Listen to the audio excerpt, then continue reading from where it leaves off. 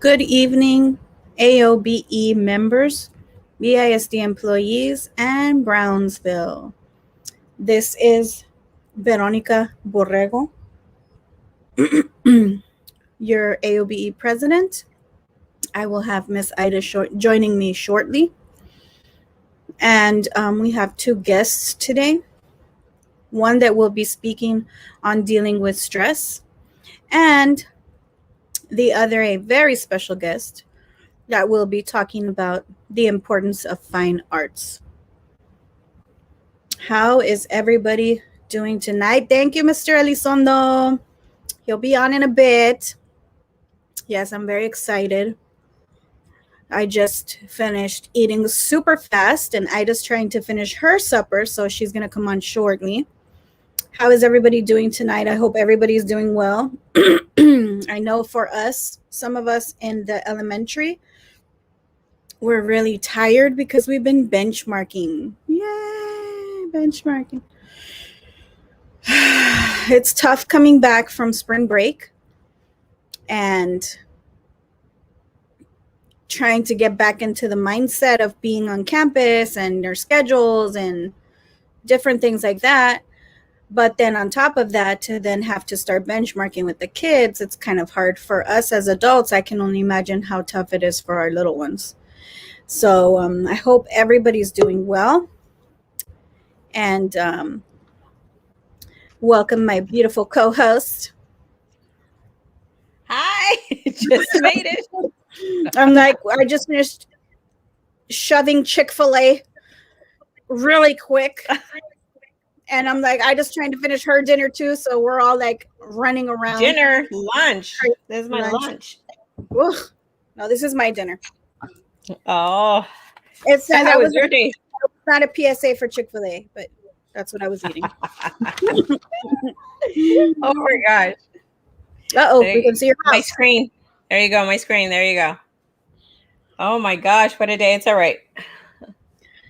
Oh my gosh. I was telling everybody how we've been really busy and we've been benchmarking this week, and there is so much going on. It's just unbelievable. But it's good things. I think tonight it's going to be a little bit more on the lighter side, so that I think it's going to be very good compared to I think what everybody else is dealing with. So I'm kind of looking forward to a little bit of that. So it's going to be, very interesting. Yes, I'm really looking forward to both guests.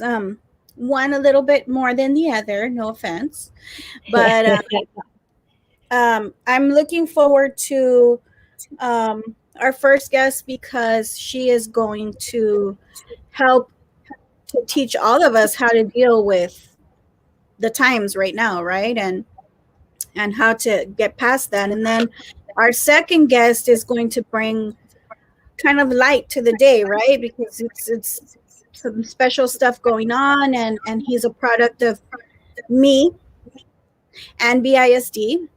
So just good things happening. I'm really excited for everybody to hear about that, and I'm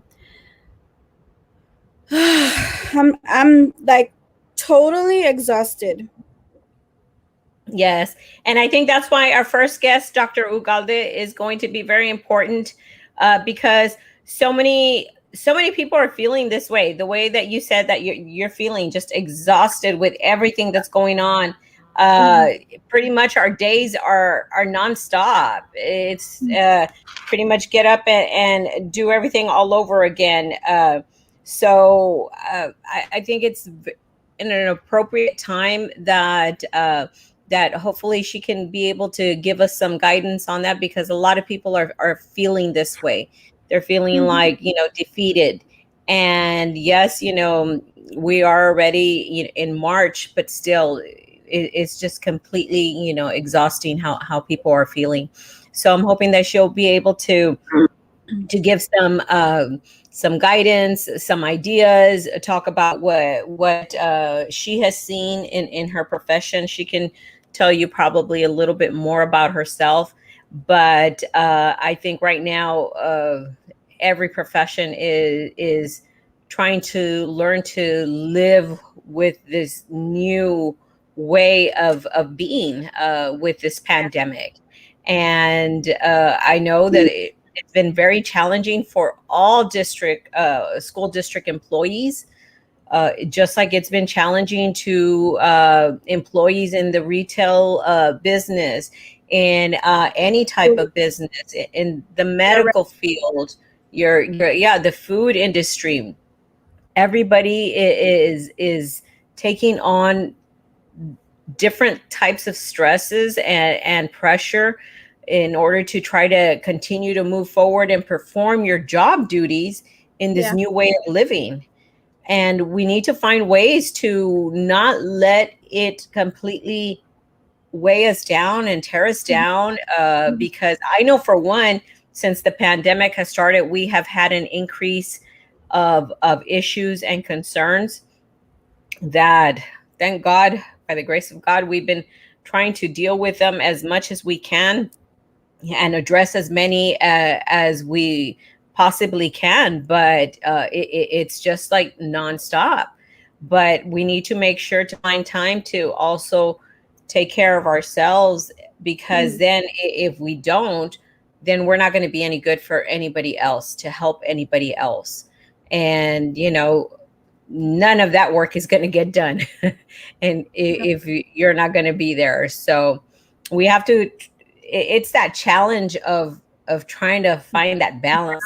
And yeah, that's always been a big challenge for me, to balance your work life, with your personal life, the yeah. work and the play time. You can't have too much work and not some play, and you can't have too much play and not enough work.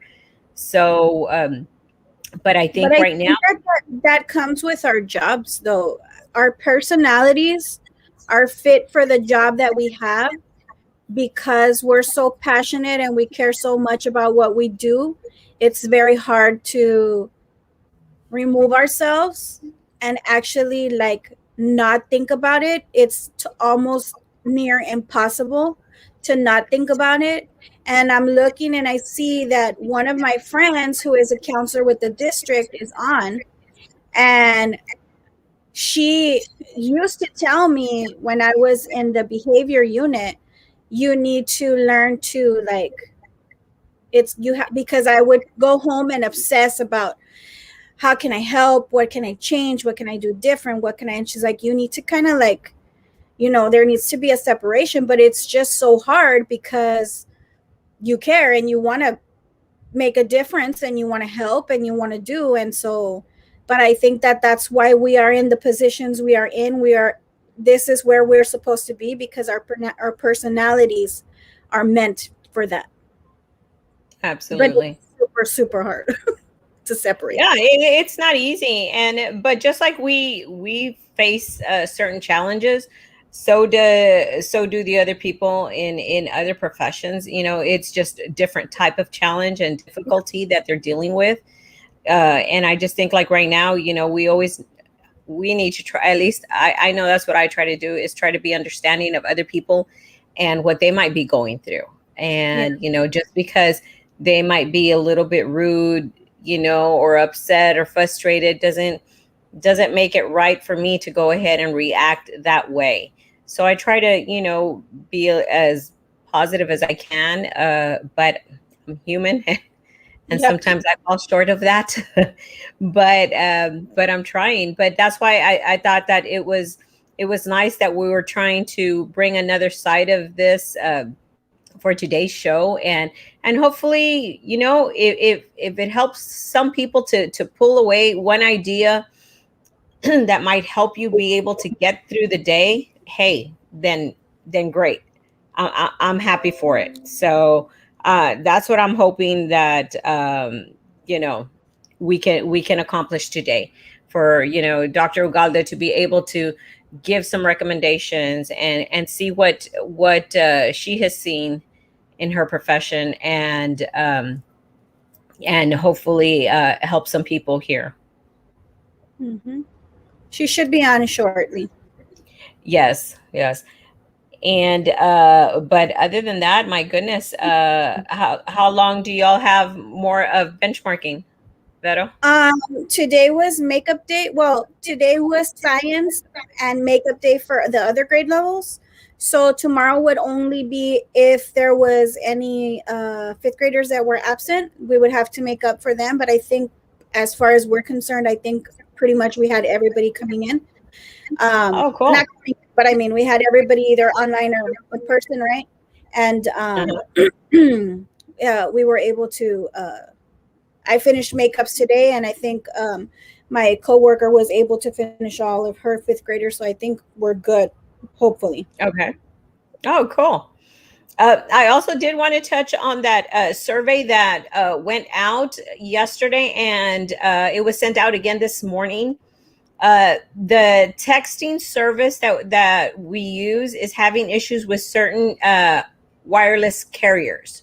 So I believe for sure it was T-Mobile that was not getting the survey. I know, I'm like, I and didn't get a survey, and I'm the president, Ida. I know. I'm like, oh my goodness.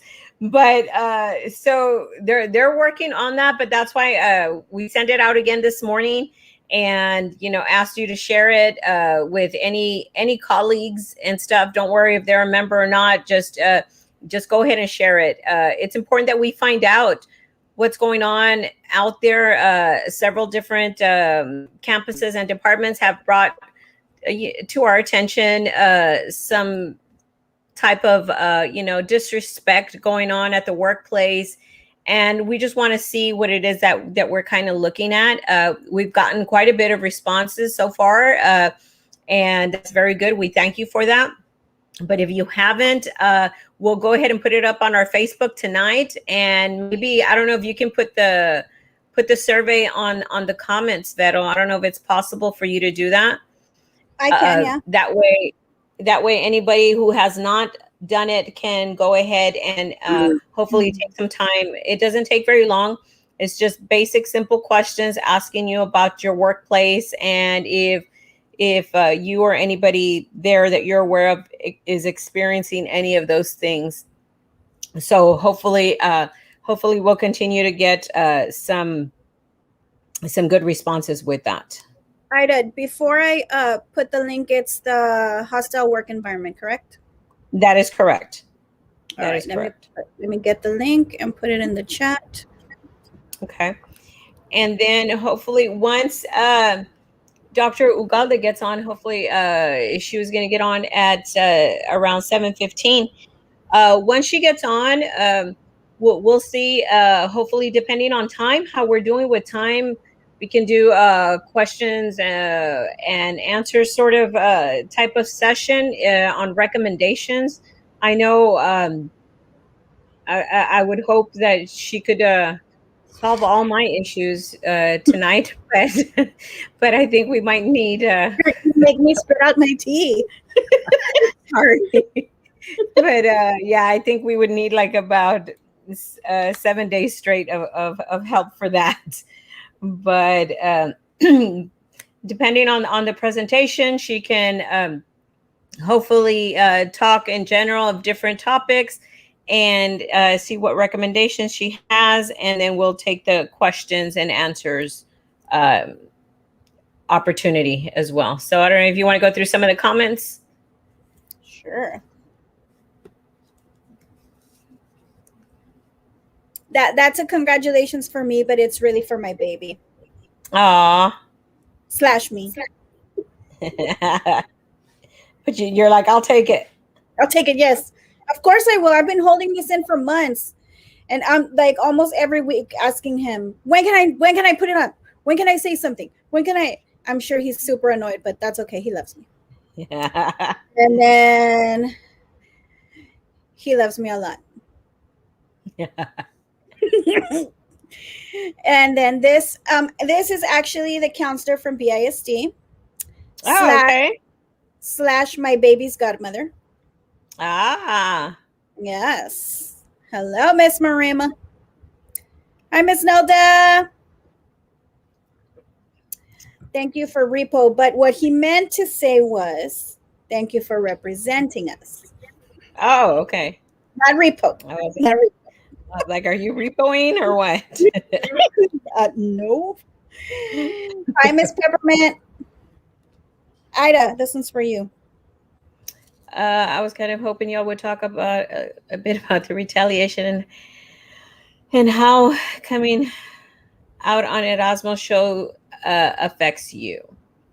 Um, yeah, that is something that we have seen, and we are looking into that. I know what some people are referring to, and I don't want to speak on the specifics of certain cases, but we do have to remember, as school district employees, you are representing the district at all times. So with that, when you're on social media, any type of platforms, podcasts, you have to carry yourself in a professional manner. So as long as you are doing that and you're not on something that has negative uh, or obscene things on there, you'll be fine.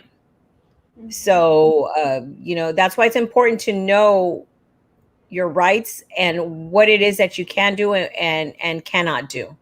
So retaliation, they can try to intimidate you, but if you know what is allowed and what is not allowed, then you have nothing to worry about, as long as you don't cross those lines. So there's no being vulgar or things like that, because you're representing the school district at all times, not just when you're on the clock. So that's why, and we hope to do a show on that soon. But as far as the specifics of certain case or two that people are aware of out there, we can't go into the specifics of that, because it wouldn't benefit that member at this time. But all is good. And our members are doing good, is what I can say. So Yeah. Girl, how old were you when you had Bradley? I was just a baby. I was 21, 1 year younger than my son right now, who is 22. I had him when I was 21 years old, at the ripe old age of 21. I look young. I know it's my mother's genes. That's the reason I look young. When did Brad get his Fiesta puppet? I'll leave that question for when he comes on. Yeah. I can see thinking right now. Good evening, DJ. All right, we have our first guest that I'm going to bring up. Here we go. Hello. Hi. Let me take off this message so we can see it. Yeah. Good Hi, evening. Dr. Ugalde. How are you doing? Hi, it's good to be here tonight. Thank you for having me. Thank you so.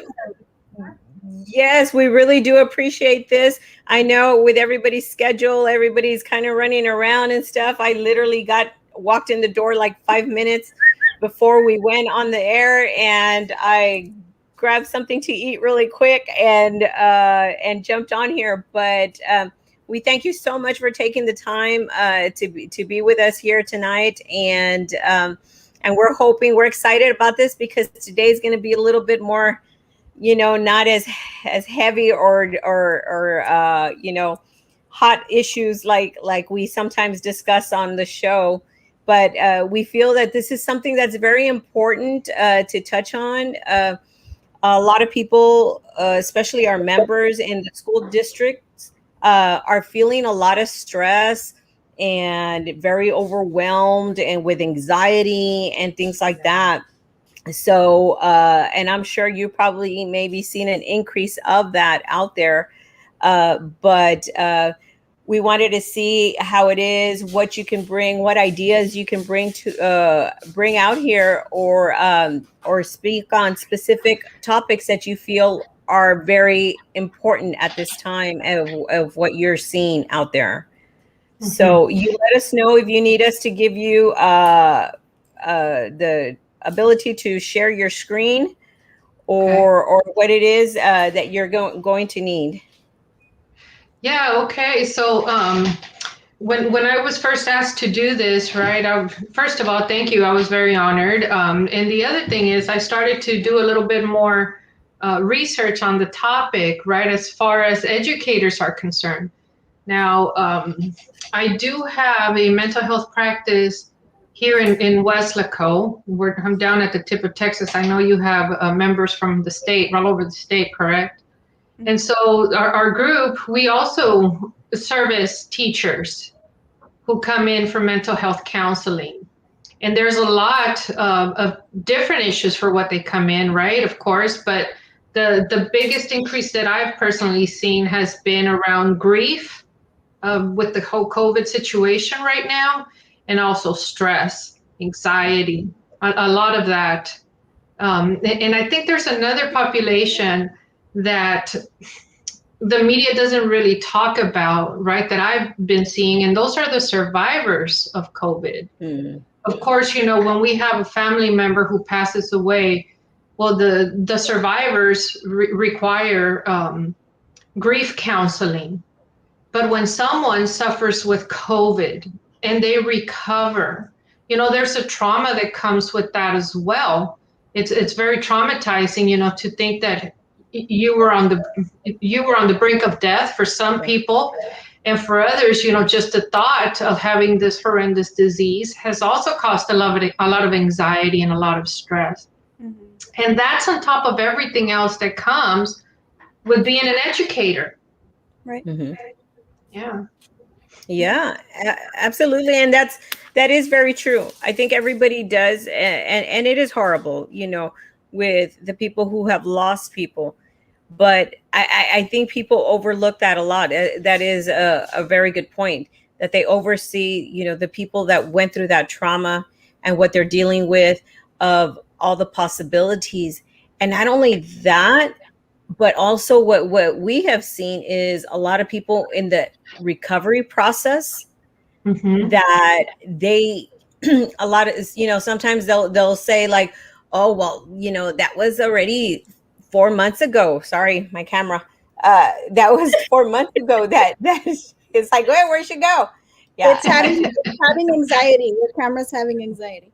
I don't like the camera. See? You see what happens. But a lot of people, this is the new way of being, how things are now. Isn't that crazy? But people don't realize, like, okay, you had COVID 4 months ago. Yeah, 6 months ago, get over it. Okay, that's enough on that. Life goes on. But there's people that are still trying to recover, still get, the shortness of breath, or they still haven't fully recovered, and that has been very difficult for them. And people don't realize that. I hadn't thought about that, about what it is that those people could be going through. That's very interesting. Yes, and then they go back into the classroom or back into the office, and they're expected to perform, at the level that they were performing prior to the illness. Mm-hmm. And I mean, of course, that's just one example, right? And I'm thinking of more than one client actually, who, when they were sick, they were ill, because of the work that they did, and because they were essential workers. Their bosses were still calling on them, and now it's very difficult to speak, but it was the added pressure of having to perform, even while they were ill. And so again, there's a lot of different things that come along with that, but we're talking about different levels of stress and different levels of anxiety, right? Mm-hmm. Absolutely. So what recommendations would you have for somebody like that has, I know on that's true, people who are at home, and this illness has been very different for everyone, right? Some people have been going through it with, minor symptoms, other more severe, others from day to day, it changes and stuff. But on what you were talking about the long term and dealing with all of that, what recommendations do you have for those Yeah. people that are struggling. So absolutely, Miss Ida. But let me backtrack just a little bit, right? So, what can elevated levels of stress lead to? And that is burnout. When people say, well, how do I know when I'm getting burned out? Or how do I know when I am burned out, right? And I'll just share a story of a colleague who called me, and she was calling me and telling me, how her schedule was going to be with patients and clients. And then she shared that she had broken out in a rash, and she didn't know what was going on, why she was breaking out into a rash. So she went to see a dermatologist. And the dermatologist basically determined that the condition was stress based, and asked her, a few questions, see what was going on. And certainly, she had things going on at work, but also in her personal life. And I share this story with you, going back to your question, well, what are some things that we can do? And I can share with you what we've already heard over and over, right? Get some exercise, sleep right, eat well. But it's more than that. I saw the eye roll there. Yeah, absolutely. We hear that over and over. So I want to share something a little more than just that with you tonight, right? So in the particular case of this person, I said to her, whatever your caseload is, whatever is going on, you're going to have to put that aside. And there has to be something else besides work going on with you, right? And because I know a little bit of her history, I said, so you don't need to share that with me personally, but you do need to share it. So one of the things that we can do, okay, is disclose. You need to find somebody that you can speak to, that you feel comfortable with, that is not going to judge you when you go to them and you share these life experiences. Now, what I find in my profession is that a lot of people say, well, I don't really have anyone that I can trust, or I have very limited number of people in my bubble. Or the people that I do trust and that I could possibly share with, I don't want to worry them. And so there's always something, right, that comes up. And my response is always, well, I'm glad you came in, that you took that leap and finally sought, professional counseling, because just opening up and sharing is going to release a lot of that stress. And I understand that, mental health counseling, not that it's not for everyone, it's just not everyone agrees with it. There's still a lot of stigma attached to counseling, okay? But I want you to know one thing here tonight is that there are, three things scientifically proven, okay, to help reduce stress.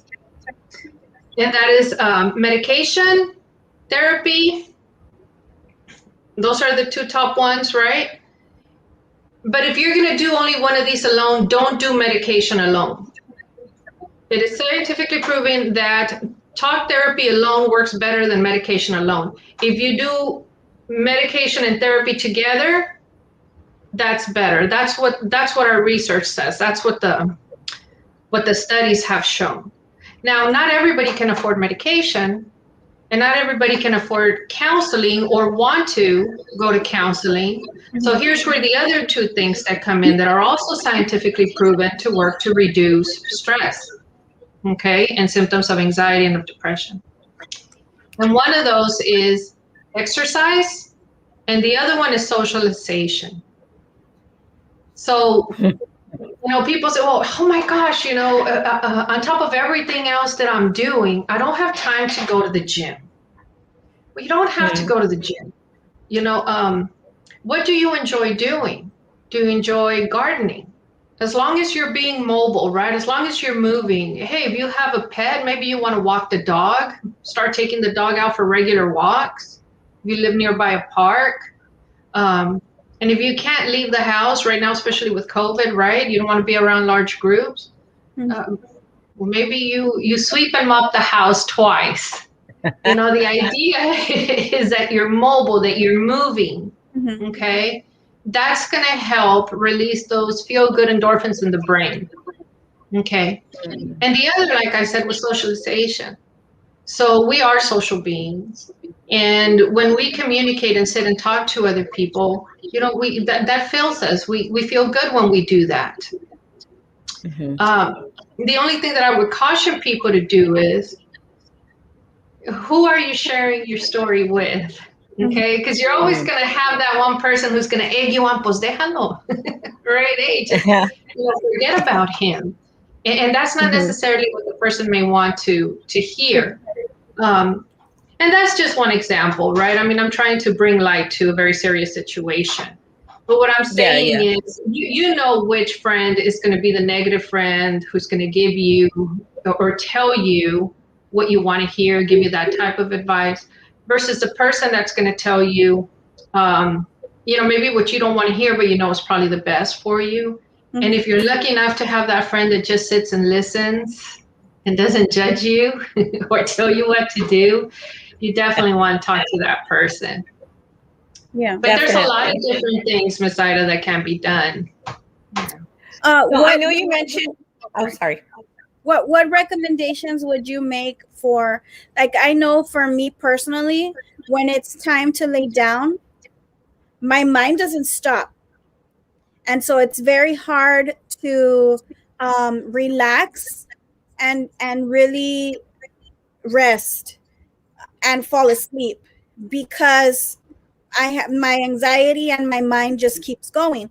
Do you have any recommendations as far as like any apps or like sound to play or something, a ritual to do before bed, or like anything like that that could help? Because I know personally for me that's an issue, but that's also an issue for a lot of my coworkers, and it's just because our mind is just, we just keep going. Okay, so there is this thing called sleep hygiene, right? You can Google it and it's going to give you a list of things to do. But sleep hygiene is basically, okay, when you're ready to go to bed, things such as don't turn on your TV, don't be on, your screen. When you get ready to go to bed, make sure that all the lights are off, that it's in a dark room, that it is in a quiet area. Maybe you've already showered, brushed your teeth, you've done everything that you needed to do. Put on your comfortable pajamas and get into bed. And for that racing mind, what you were talking about, right? Those, we call it rumination, those thoughts that come into our head and they don't stop. So you want to start to, be more mindful of what's going in, what's playing in your brain.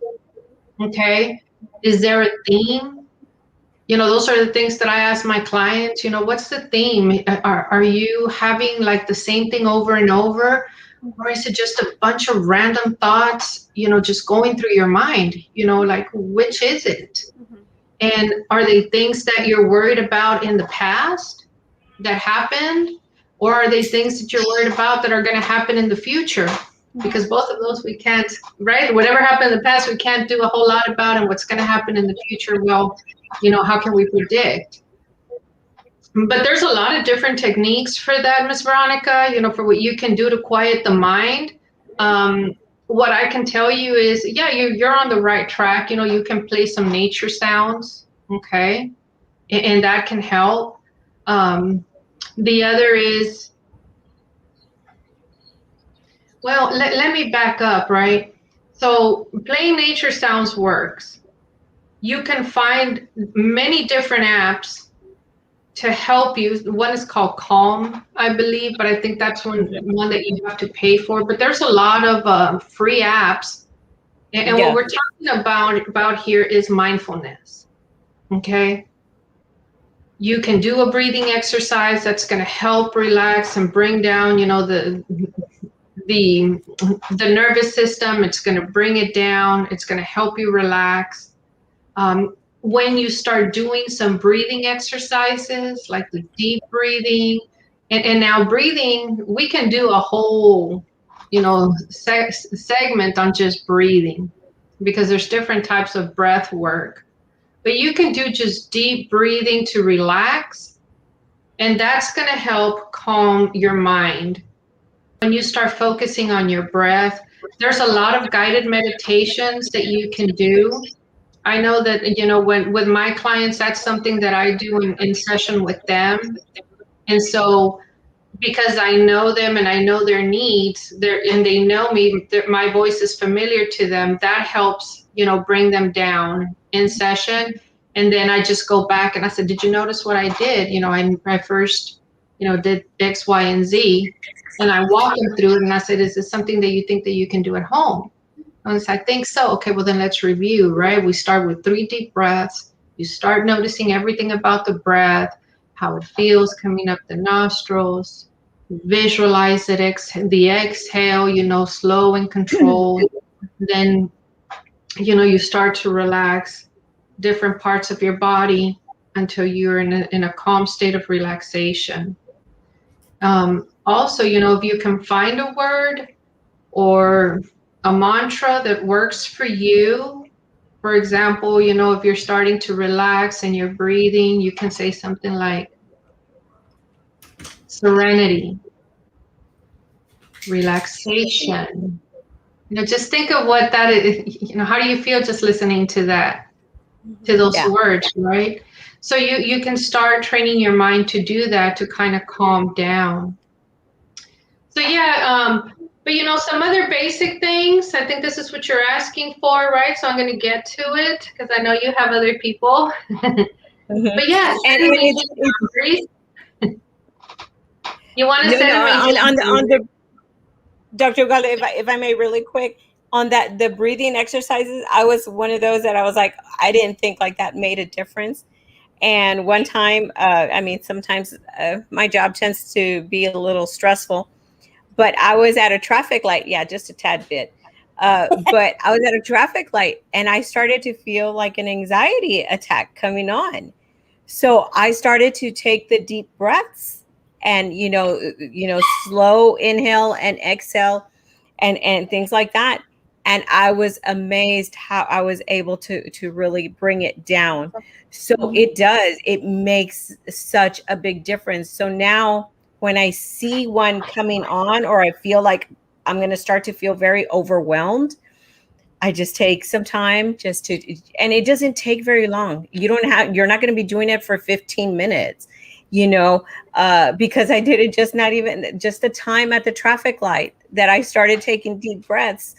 It changed a few times. No, I'm kidding.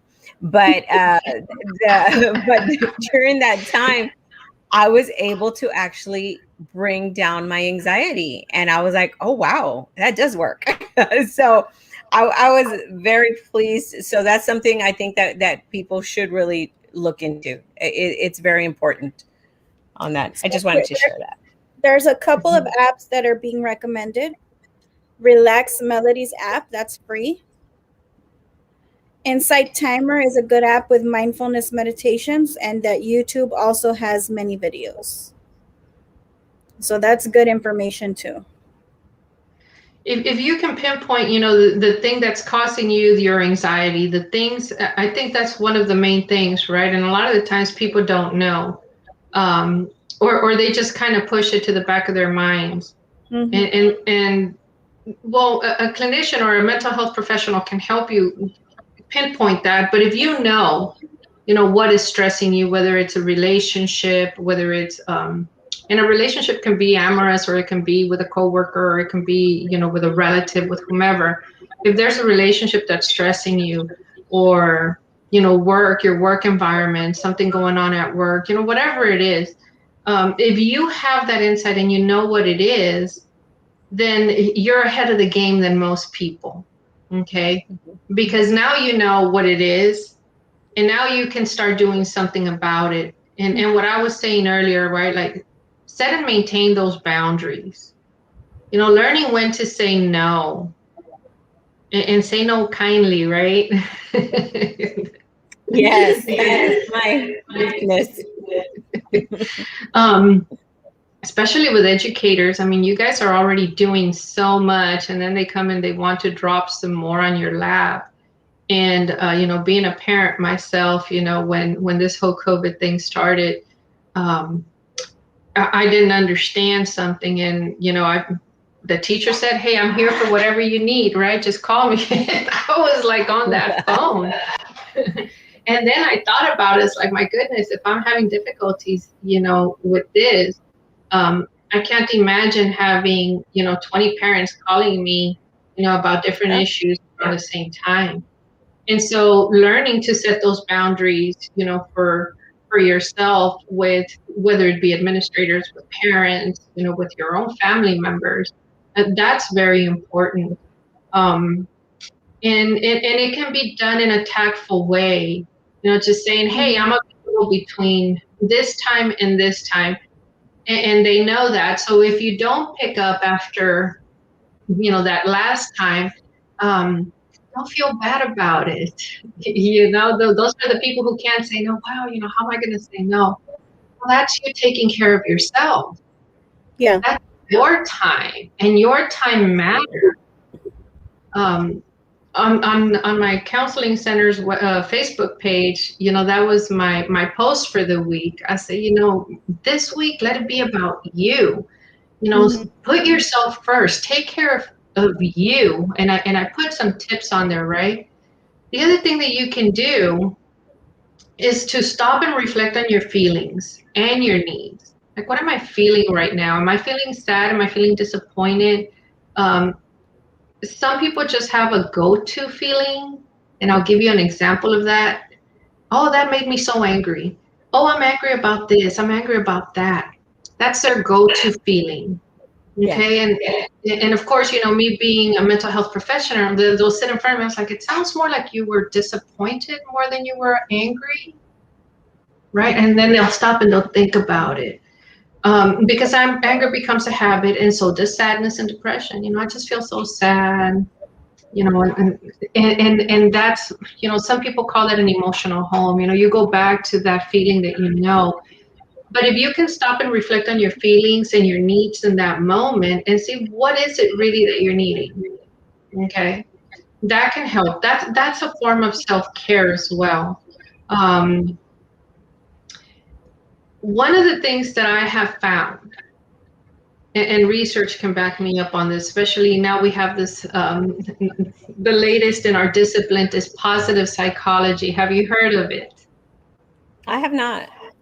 Okay. So now this whole new thing, it's not new anymore, but that's our latest, right? It's positive psychology, and it's really acknowledging moments of gratitude and moments of joy. Okay. When people come and say, man, this is horrible, this bad thing just happened. Well, yeah, that does sound pretty terrible, but we can stop right there and see, how is this a good thing also? Right? And I'll give you a personal example. When my husband owns a dog, okay, it's our dog, but it's really my husband's dog, right? And when I was pregnant with our daughter, well, you know how our senses just, they magnify. Yeah. I couldn't stand the smell of the dog. And so I didn't want to come home. I was like, why don't I want to go home? But I don't want to go home because I didn't want to have to smell the dog. And my husband wasn't going to get rid of the dog. The dog's a part of the family, So I was like, okay. And I was so upset one day, and I got home and I started mopping. And one of the other things that you can do to release, anger, frustration, and anxiety is journal. And I practice a lot of what I preach. So as I was writing, I said, okay, so how can this be a good thing also, Marisa? That the dog is in the house, that your husband, loves him enough that doesn't want to get rid of him. And one of the things that I reflected on was, well, it's a good thing because it made me mop, and I needed the exercise. I sit all day in a chair giving counseling. I came home. I didn't want to have to do a whole lot, right? Because I was pregnant and tired. But it actually made me get up and go fill the bucket. And you know how it is, right?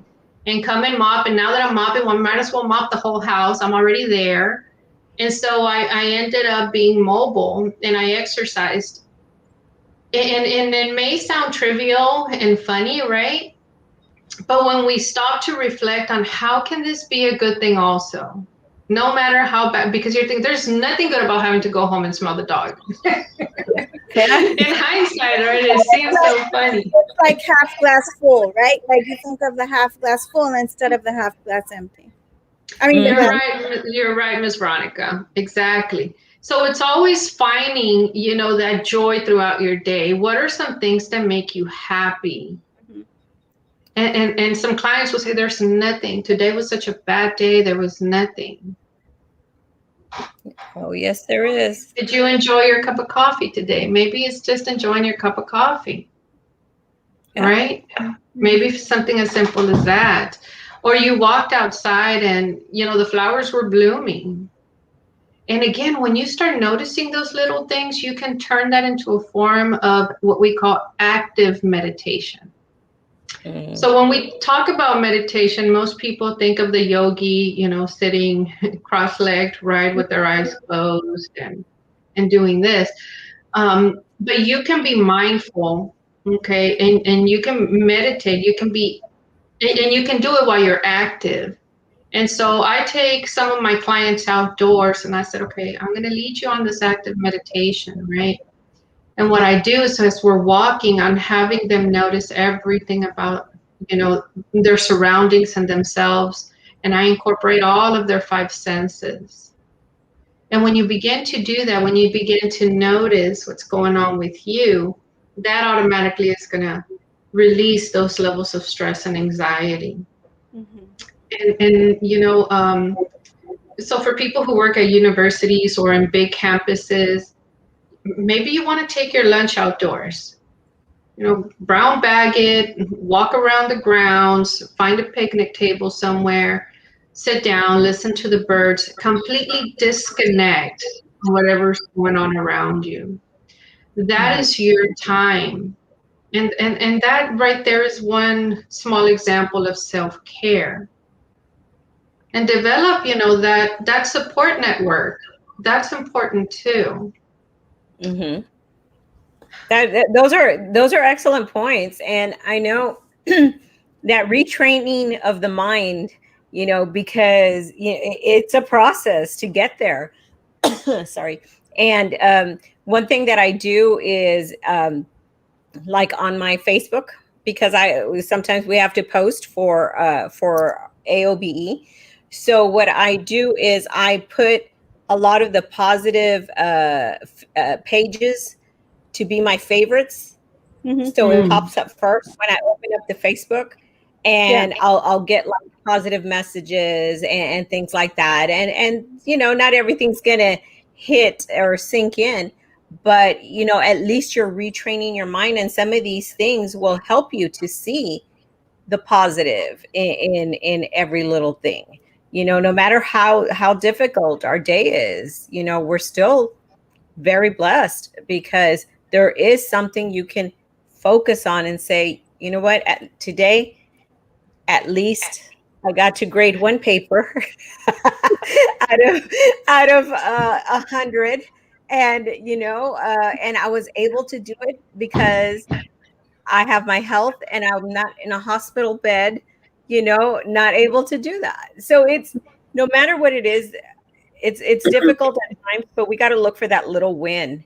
And that's something that I, especially, in this last year, that there's been so many, more issues with this pandemic. But at times, sometimes I struggle to find it, but I will find something positive and stuff, even when I rushed in and I had my meal, but at least it was warm because I was able to zap it in the microwave. So we got to try to see anything that we can with that little positive outlook on it. Yeah. So I would like to share my screen, Miss Ida. I think that what we really need to focus on here right now is balanced living. And some people say, well, I think I am living a balanced life, right? And so I want to share with you a balance wheel that was developed by Paul Mayer back in 1960. And I like it because it's very simplistic. It speaks to what we're talking about here today. And also, it's going to help me drive on my next point. You know, we live in such a fast-paced society now, with internet and microwaves and, just everything automatic, right? That Yeah. I think that when we go back to the basics, if we can do that, I have found that there's 7 to 8 things that if you can do every day, it will lift symptoms of depression and it will help decrease anxiety. And I've even created a chart and I've given that to my clients. So just quickly, I want to share, right? There was Can this, you, Fero, can you show her how to share? On the bottom of the screen, you should see a button that says share. Like there's like I a see it. So click on that and then pick whatever it is that you want to share. I'll go ahead and bring it up on the screen. Okay, screen shares it with 2 monitors.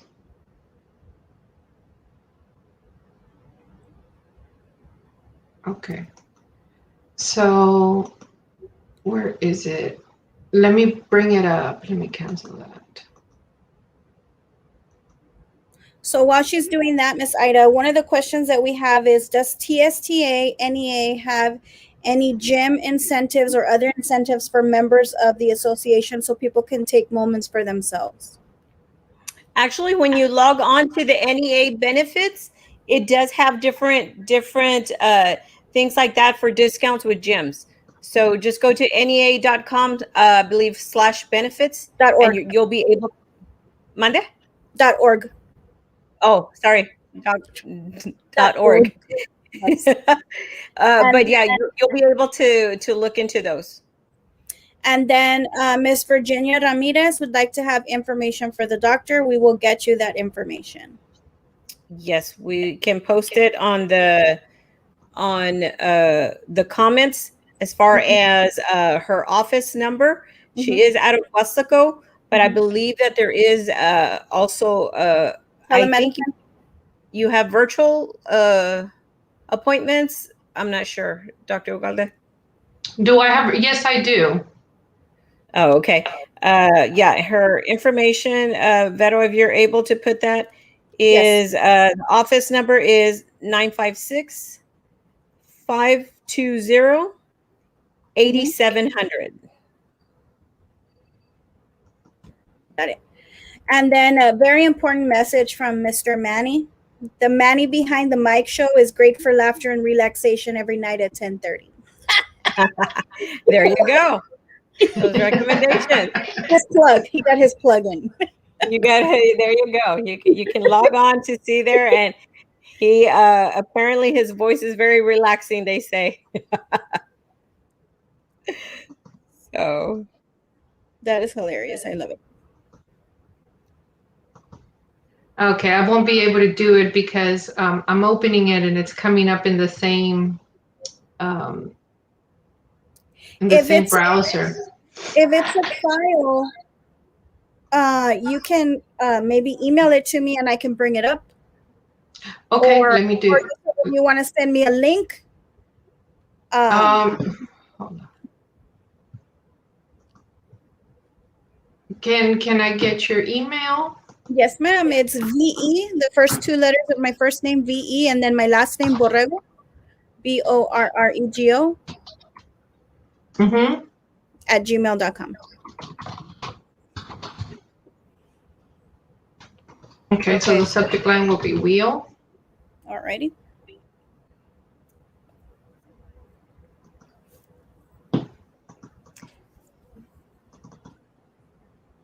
Okay, I've sent it. See if you can bring that up. The other thing that while she's bringing that up, Dr. Ugalde, the other thing that you mentioned was about and a lot of the things that you're saying, I'm like, oh my gosh, that's right. Because the things that we say about, because I know this person that would always say, oh, I'm so tired and I'm so tired. And they said it so much that it's like, you're convincing your body even more of that. So that was one of the things by hearing that person that he said it so much, I learned that, you know what, I need to be careful with what I'm saying. And I got to say, it's a great day. We're having I'm going to have a productive day and this and that, because you know how they say you speak it into existence. But you have to continue to say that our words, what we say, we bring it to ourselves, and we start to believe that. If you continue to say every single day, I'm tired and I'm tired, well, see, you're going to be tired. Yeah, so what you're talking about is auto-suggestion, right? And if it walks like a duck and it quacks like a duck, well, then it must be a duck, right? Exactly. Okay. Exactly. All right. So yeah. So what you want to do is you want to maintain a balanced life, right? And here in the middle we have you, and I'm going to go over each of these pieces of this wheel or of the pie. So let's start with financial and career up at the top, the green piece. Okay. That's important because when that is lacking, if we can't meet some of our basic needs because of our finances, or if we're having trouble in our career, then that is going to weigh. So as I go through these, I just want you to think, and I'm speaking to your viewers, right, your members. Is there one part that you're putting a lot more focus on, okay, throughout your day, throughout your week? Okay. Now let's go to the blue, right? Mental and educational. So these things are important that we address, our mental issues. In our education, what are we doing to improve that? And as far as educational, I'm talking like continuing education, something that you're doing for yourself. Maybe you want to learn how to play the guitar. This could be recreational also, okay? Because that's going to help you. Physical and health, again, your physical health, your medical well-being. Are you placing maybe too much attention and emphasis on that? What about your social and cultural issues? Okay. Are you going out? Are you talking to those friends? Is this something that maybe you're doing too much or not enough of? As far as the spiritual and the ethical you know, are you nurturing that part of your life? What about your family and your home? Yeah. Okay. Trying So to find a balance with all of that's going to be right? You have to try to balance all of that. yeah, so balancing family and home life. Are you okay in that area? Are you happy where you're at in your relationships with your family and your relationships at home? Is family and home life okay? Or if it's stressful or chaotic, think about how much of your time and energy is going to that. And I'm going around the wheel again, right? So the financial and the career, are you happy in your career, or is there something lacking? Are you making enough money? Or is this something that maybe there is, maybe you are making good money, but there's something there that you're not happy with, and maybe that's stressing you and that's taking up a lot of your time.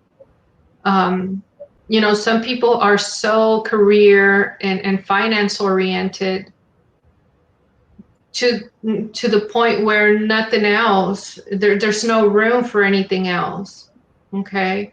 And so maybe that's taking up a lot of your time and energy. Is your recommendation? Go ahead. I'm sorry. So is a recommendation to have an even balance of everything on this wheel, or is it, because I feel at times, I try to balance as much as I can, but sometimes let's say, for example, your career, seems to be very busy and stuff. So I will neglect my mental you and my spiritual you, or whatever. So is it that we're supposed to try to keep all of these different areas in equal portions at most times, or it doesn't matter? Is it that you try to just focus on these? No, absolutely. So you want to have an equal piece. So as I was saying, hey, notice where you're at right now. Because maybe half of this wheel would be given to work, and maybe like not even a quarter of this would be given to mental health. You would see these other pies become very thin, right? If half of it is focused on work. Mm-hmm. Okay.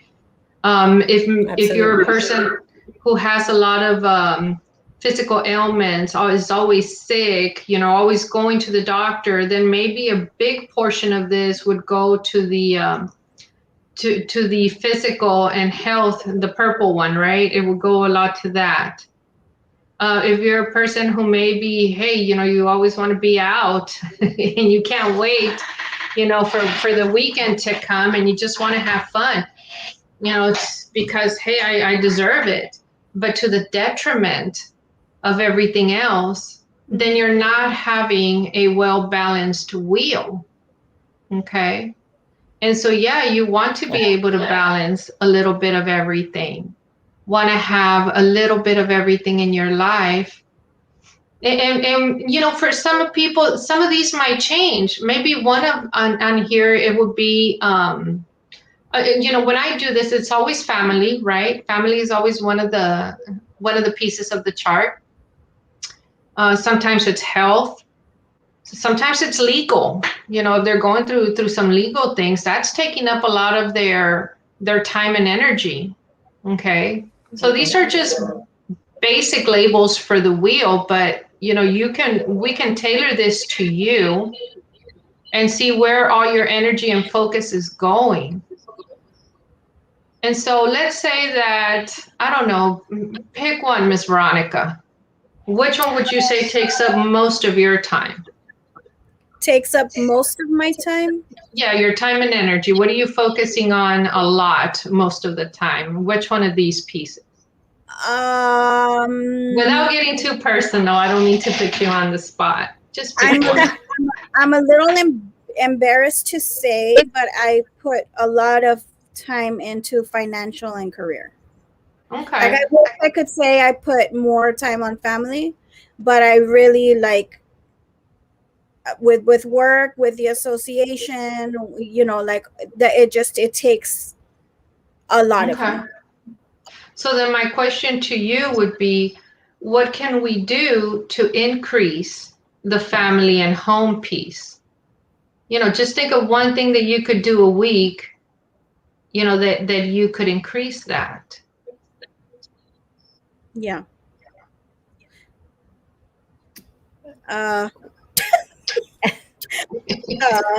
She doesn't know how to increase that. I know I can that help you out with that. what I've been trying to do, which hasn't happened, but I keep saying I'm going to do it, is to maybe, like you said earlier, start walking the dog, but to walk the dog with my son, so that we can walk and talk and stuff, because I find that I get home, and even when I get home, I have to work on arts, or I have to work on whatever, and I'm like, just go to your room and watch TV, or just blah blah blah, whatever. And so being able to actually have quiet time and quality time with him, walking the dogs, and while bringing in exercise to it also, but being able to have that time with him one-on-one to talk about, what did you do today, how was your day, whatever the case may be, and increasing that kind of time and communication. Yeah, absolutely. And when you do that, you actually increase not only the family and home, but the mental and the physical, or the health pieces of the pie, the blue and the purple, also increase, right? Because you're spending time with your family as you're walking. Well, that's the physical, the health piece, right? You're doing that. If you do that, I don't know, maybe you walk the dog every other day, Mondays, Wednesdays, and Fridays. And also, as you're having this walk with your son, well, now you have that peace of mind that you're making that connection, because you just told me that it's been in the back of your mind that you've been wanting to do that. Yeah. And so I know now that that's, a concern of yours that you're not meeting for yourself, right? Because that's something you want to do for you and for him. And so emotionally, you feel like that's in the back of your mind, you're not meeting that mental or emotional need, okay, for you and for him. Yeah. And you can do that. So when you change one little thing, you actually increase, more than one of the other pieces in your wheel, okay? And maybe the green doesn't have to suffer too much, because let's say you do this for 15 minutes a day. Well, that's what, 30, 45 minutes out of the week that you're going to be taking from your career or your work piece from the green slice. And so when you put it into perspective like that, does it seem more doable for you? Yeah. Yeah. Yeah. Yeah. That's true. Now what about like what I've been trying to do? It's all about me. Sorry. Do we have any questions from the members? I'm sorry. Go ahead, Ms. Ida. But like what I'm trying to do is like to set the boundaries, okay? Because the career right now, it's such a high demand time. So I try to set those limits now. Like, okay, after 10 o'clock, I'm not gonna take a call from a member. It can wait till tomorrow, or things like that, or whatever I got to handle, or whoever I got to talk to up until that time. I try to do that cutoff time. Sometimes I don't meet it, but okay. But also, what I'm trying to do is sometimes, because like I'm on the phone a lot, so I have to do, I take a lot of calls. So what I do is I'll be walking around while I'm talking to the members, or talking to someone on the issues. So that way I get some of that physical activity, in there together with the career. So I try to do that, to multitask as much as I can, because I don't multitask at the same level that I used to. But I try to do that to be able to do more than one, and take Well, care of that's that balance. wonderful. I guess what my question for you would be, what's suffering? What part of this, what piece of the pie is is suffering because of it? Dear Lord, the mental. That one is like really slender. No, I'm kidding. So yeah, I would think that, because it tends to be a little bit, it's overwhelming at times and stuff. So I think that would be it. But then in a way though, the physical activity does help it also. So I'm trying to help it as much as I can. But yeah, my mental health hurts. This is really, really good information. I have never been. I'm a very visual person, and so Mhm. being able to see this, and it's separated like that, and knowing that if you increase one, the others increase, and it's kind of you're kind of touching every piece of the pie in some way. Um, it's very interesting to see it like this.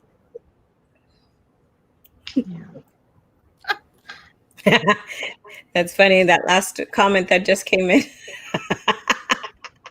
After Ida's 100th question, I would like to ask Dr. Ubalde, while setting boundaries with my work hours, what can I do to help me not feel bad for not helping late in the evening? That is a very good question, because like I said earlier, we don't know when to stop.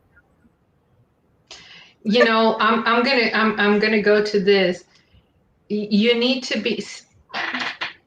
be a little bit selfish, and selfish is not a bad word. So let me explain. I'm talking about putting yourself first.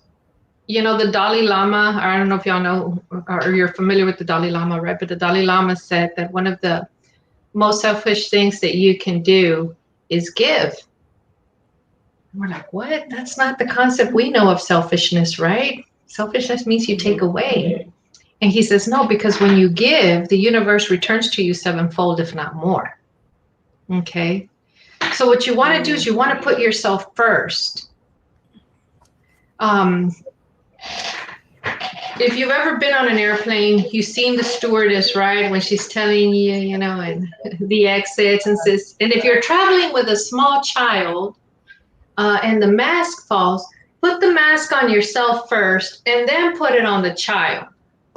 Yeah. Why would you not put the mask on the defenseless child first? Why not? Because then you can't, you have to take care of yourself first so you can be able to help them. If you're grasping for air because you can't breathe, you're not going to be able to help the child because you're going to be suffocating. You're going to be so anxious that you're not going to be able to put the mask on him. And so the recommendation is always take care of yourself first so that you can take care of others. Okay.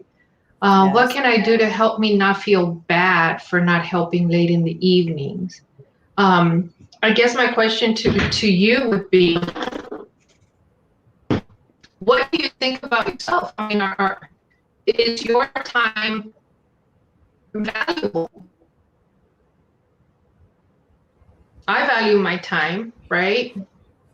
And if you can value your time, value yourself, your needs, put your needs first, then you won't feel so bad. And you're saying, but that's exactly what I have the problem with. I can hear you. I don't know you, but I can hear you. All right. And so I guess what you have to wrap your brain around is that your needs matter. You matter. Your time matters. You're a person of worth and value. And you need to recognize that and put yourself first. Okay. And it'll be so much easier for you to set those boundaries and say, you know what, not today. I'm sorry. I remember when I worked for the school district, right? I asked someone for a report, and I said, hey, so-and-so, I really need this. Can you give me this report right away? And I'm handing it, some of the stuff to her, and she looks at me and she says, no, I can't, with a big smile, and she walked away. And I was like, okay. And I was, wait a minute, she just said no.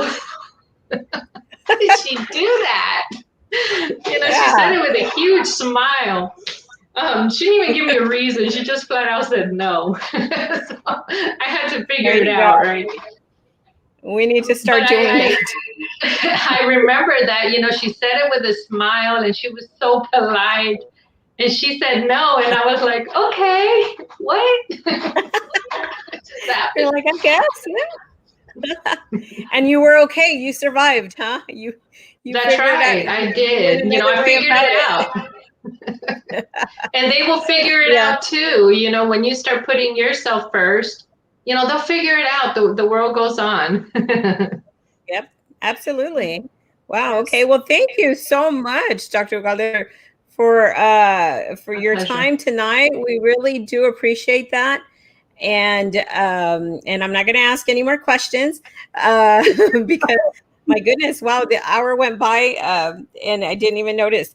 But we really do appreciate everything that you did tonight, and hopefully it was able to, to me, the way I see it is, if it at least helps one person, then we did our job.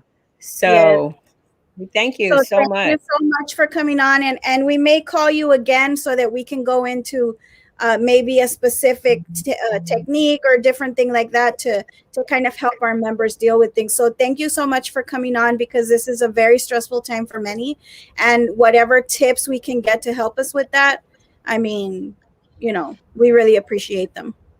Absolutely. Yes. My pleasure. Thank you, ladies, for having me on. Good night. Thank you. Bye-bye. All right. That was really good information. I mean, yes. I have a lot of issues when I'm trying to fall asleep. So that's like amazing information. So we are now going to bring, yes. I almost want to say I don't even have time to relax. like I get in the bed and then I'm like, So now we're going to bring on Mr. Bradley Freeman. And, oh my goodness. Oh, hi. That was quick. There he is. This is Mr. Bradley Freeman. Hi. My son Hi. that I had when I was 2 years old. That's how young I am. Yes. It was really disturbing. We grew up together. Right? We grew up together. Yeah, we grew up together. Yeah, we actually did. Like brother and sister. Yes. Well, when we go out to eat, people actually ask if he's my brother. No, they'll say, "Are you going to share your plate with your brother?" Yes, I should. So I do want to say congratulations, Bradley. Thank you. Oh my God. Yes. Thank you. So That is Mr. awesome. Bradley Freeman is the newest Sesame Street puppeteer. His character is a new character to Sesame Street. His new character's name is Wesley Walker. And I should bring up a picture of him, shouldn't I? Yes. Let me Even do though that. people can go to her Facebook and and see all those pictures that she has uploaded as a proud mama. That his mother is crazy? Yes. But the reason that we have him on, and I'm going to bring this up right now.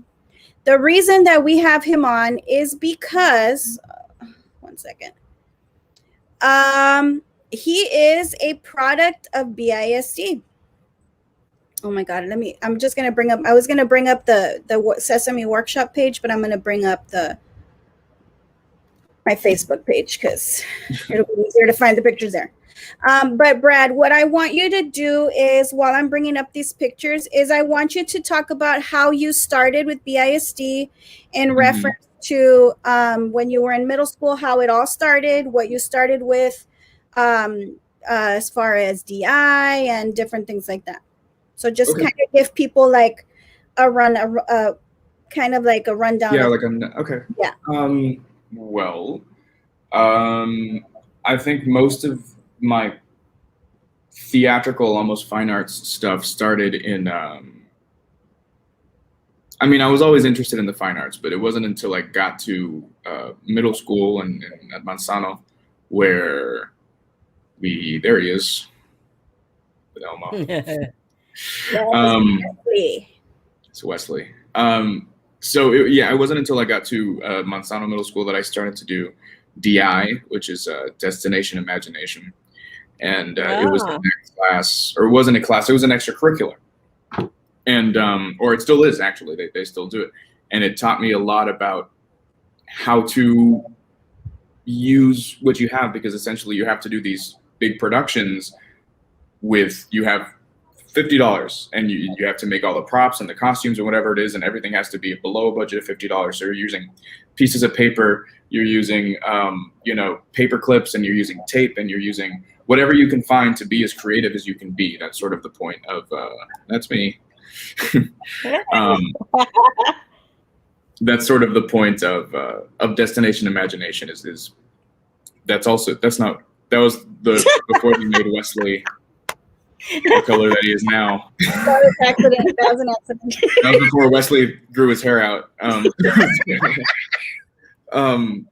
So I started there, and I kept going, and that was fun, and obviously a major turning point in my life, because I've made a bunch of friends there, friends that I still have today, and sort of realized I think I can do stuff with this passion that I have, especially of puppetry.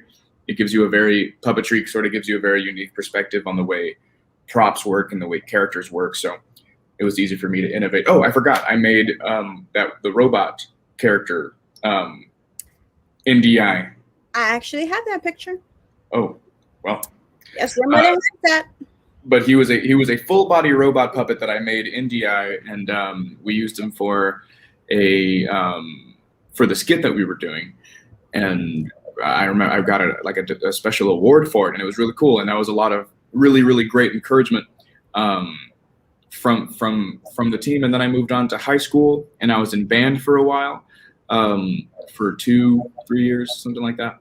You started band in middle school, though, I think. I started band in middle school, but band for me really started high school. That's where the camaraderie came in, and making all my friends and taking puppets on road trips, just kind of doing stuff like that, and being encouraged to do it for the most part, which is really cool. We were all just sort of having a good time and messing around. And then eventually I moved on. I was also in Destination Imagination in high school, where I met Mr. V, who then became the theater instructor at Veterans. And so when he moved, I ended up leaving band and moving to the theater program, which is where a whole lot of things changed. And that's where I learned how to actually be a performer, that's me. Oh my gosh. So let me interrupt him briefly, because I Don't need to be embarrassing him. No, this is actually a really good thing. So this was his first year in DI. It's great. And what you see on his map is the head of the puppet that he created, and he won. What is that called, Brad? The Da Vinci Award. The Da Vinci. Yeah. Aww. Can you please get my face off of the screen? I'm trying, Brad. I'm trying. Thank you, Ida. You're the only one on my side here. It's actually a big deal. The Da Vinci Award is actually a big deal, yes or no? In DI. I would assume so. I'm not sure. It's an award. It was a big deal to me. Olivares, if you're on, please put in the chat if the Da Vinci Award is a good award. It's a good award. I can recognize it's a good award. Yes. Okay. Continue with Mr. V. Go. Okay.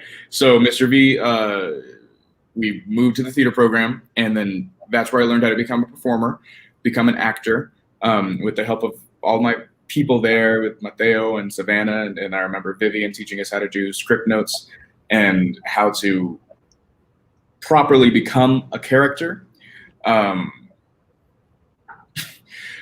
So from that, I grew a lot there, and I grew a lot in my confidence there, because it was just such a fun time, and I got to really expand my horizons in terms of the theater program. So I was doing a lot of performing, but I was also associate director for half of the things, and I was also designing lighting cues, and I was doing sound. We did Aladdin, and I was also sound guy.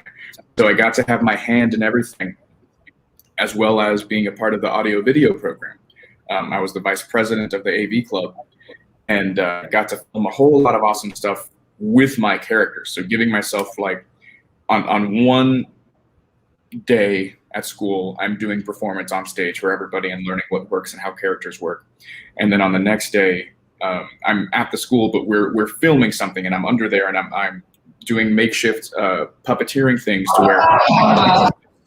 Oh my gosh. Sorry. It's cool. Don't let it happen again. That was your first song. That was your first song you sang in kindergarten, Brad. That's actually him. That's him singing the Fresh Prince of Bel-Air. I'm going to leave if you show that. I'm not. It's because I'm trying to look for the video I have to post when you're done. It just popped up. I apologize. I shouldn't have agreed to do this. I should never have agreed to do this. I forgot what I was saying. That it taught you how to create, like, the lighting and all that stuff. Yeah, I would apply what I learned from the theater program, and I would take it into puppetry, and I just the two continued to merge, and I would not, I can say absolutely positively, I would not be where I am right now, sitting here in a hotel room in New York, if it weren't for the fine arts program. That is the entire, even band, weirdly enough. It's the entire reason that I'm here. That's why there was a lot of discipline that I learned in band. There was a lot of ways to train my voice and to train my breath, which is actually surprisingly necessary when you're puppeteering, because you have to hold these very awkward and weird positions, and not sound like you're struggling when you have a character up in the air. And then especially theater, learning how to be an actor is very important, because puppeteering is not just a matter of technique. You know, you're doing this, right? That's easy enough to teach. What you have to do is show enough emotion through your voice and through your hand, so that people, without a doubt, will believe that this very expensive glove that you have on actually has emotions. And they can look at the puppet and see it's sad, he's happy, he's confused, he's angry. The face never changes. So it has to come through in the voice and in the performance. And I learned so much of that in theater, and thanks to the Fine Arts program at Destination Imagination. So I want you to kind of give a brief little explanation of what happened when you were going to put on the production of Aladdin. Do you remember? What are we referring to? You guys were going to be putting on that it was going to be canceled. Do you remember that? No, I don't remember. Can you tell the story? I don't remember. Yes. So they had been practicing for a couple of months already to put on the show Aladdin.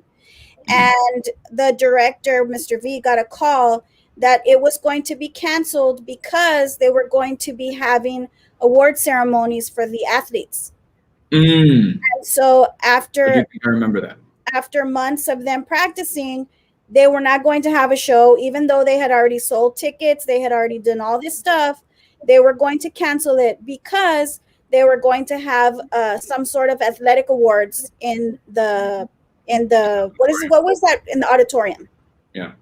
And so, of course, Mr. V had to go and advocate, like, really, these kids have been working so hard. And yeah, I mean, they sold out that auditorium for 3 days. That actually, so I remember that show broke every record there was in terms of like audience attendance and ticket sales and popularity. I remember, I think the first day that we had opened, and I'd never seen this before. I'd done shows there before. I'd never seen this before. The line was wrapped around the auditorium. Oh, wow. People wanting to get in to see the show. We had to add, it was like a 500-seat auditorium. We had to add extra chairs to accommodate people so that it wasn't just standing room. It was a lot of people, and that was it only got, not exponentially, but the amount of people that showed up per night grew every night. And to think that, and this happens all the time, but to think that the theater kids were going to get sort of booted off because the athletes need to accept awards here rather than the 4 weeks that you guys just dedicated to putting on this production, selling the tickets, marketing it.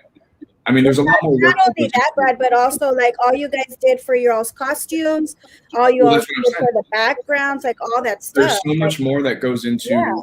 We painted this giant backdrop that went behind us. Mr. V stayed up, I don't even know how many nights making these costumes. We had to learn our lines. We had to be rehearsing our music. I was doing all of the sound and editing cues and recording voiceovers and designing the posters and designing the programs. And then just practicing because this show had a little over 100 students in it. Wow. So it was really well coordinated because we had a whole bunch of people in for the crowd scenes and whatnot. We had a lot of people that were ready to see the show.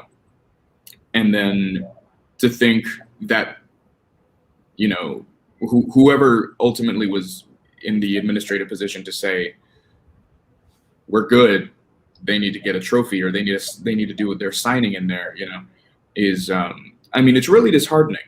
I've told people before, you know, especially with BISD, I feel, and obviously I'm very biased, but I feel like the athletic departments and the sports, they always get top priority, top budget.